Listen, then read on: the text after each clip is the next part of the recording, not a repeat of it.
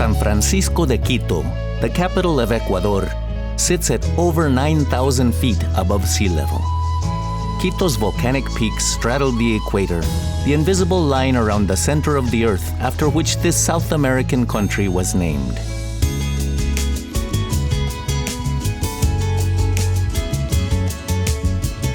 Located high in the Andes, on the bulge of the equatorial line, Quito is the closest national capital to the sun. Fitting for a place at the intersection of two hemispheres, there is symmetry everywhere you look.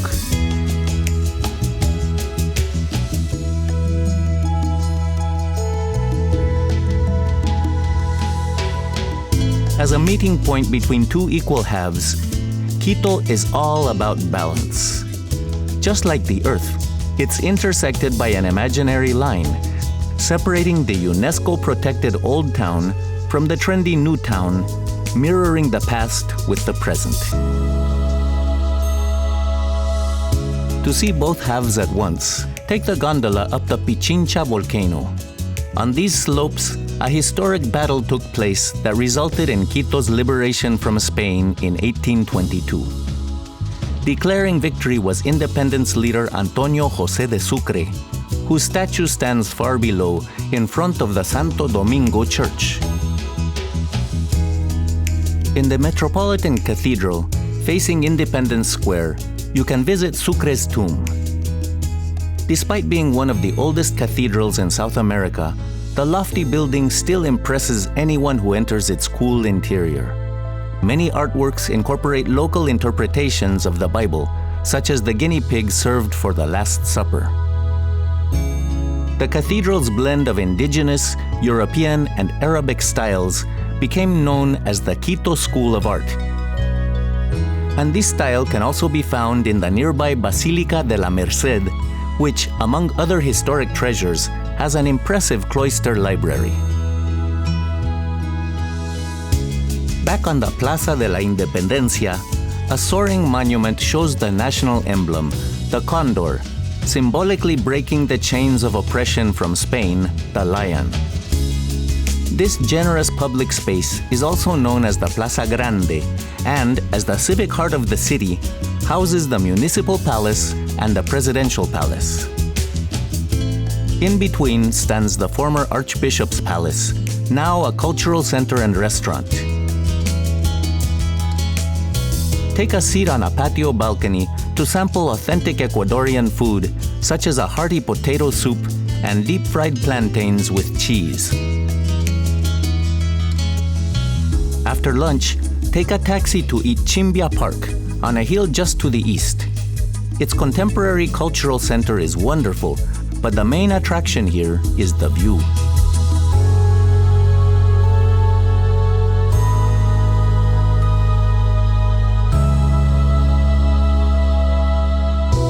Below, the Basilica of the National Vow offers a peaceful haven to everyone who steps inside. The sunlight filters in through the stained glass windows, creating an ethereal space.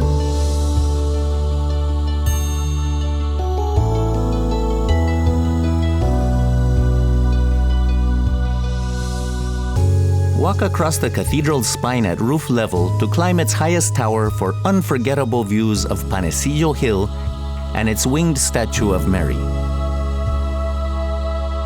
The artwork was inspired by Quito's Madonna, a precious statue kept safe in the church on the Plaza de San Francisco.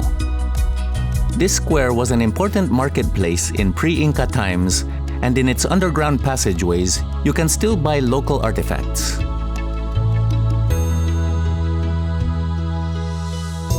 To lure the sun-worshipping locals to their churches, the Spanish depicted sun motifs on the ceilings, as is clearly visible in the Church of the Society of Jesus just to the south.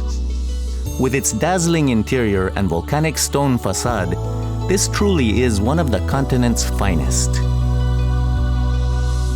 A good place to end your tour of the Old Town is the nearby ancient thoroughfare, Calle La Ronda.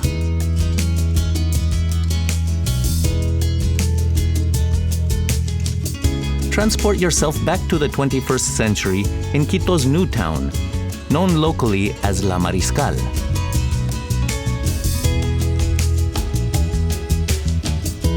The area around Plaza del Quinde is an energetic jumble of colors and styles, and so is the nearby craft market.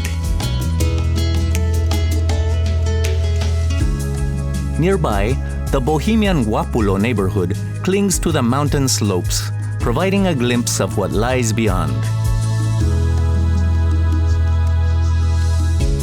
Just to the north, in the valley of Lulumbamba, you can stand in two hemispheres at the same time.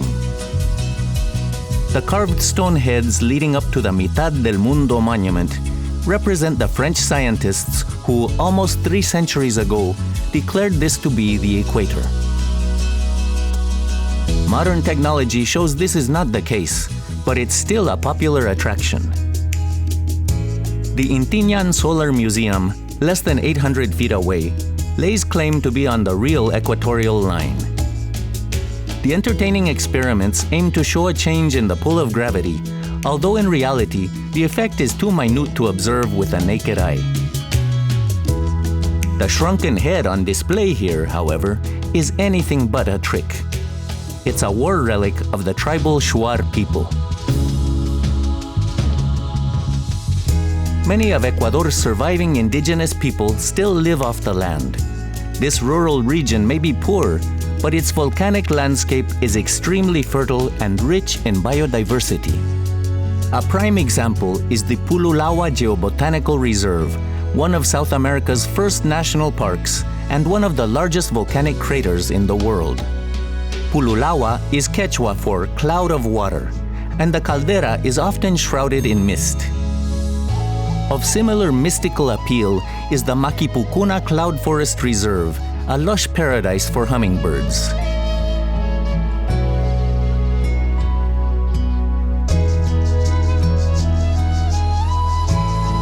Some of these tiny birds have adapted to the high-altitude prairie of the nearby Cotopaxi National Park, finding nectar on the cliffs of its highly active volcano.